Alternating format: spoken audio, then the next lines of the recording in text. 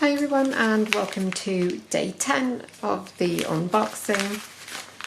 So I'm not going to faff about, I'm just going to go straight in.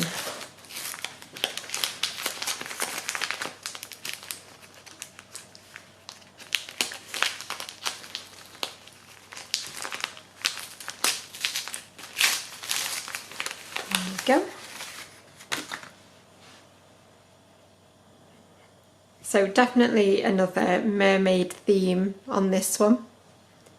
So we've got beautiful greens and blues and then through to the pinks and purples, and again some beautiful speckles throughout this one as well.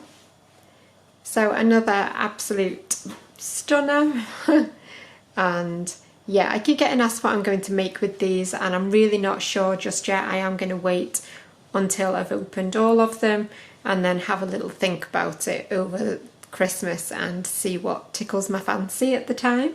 But yeah, definitely another beautiful, beautiful mermaid one. So I will see you again tomorrow for day number 11.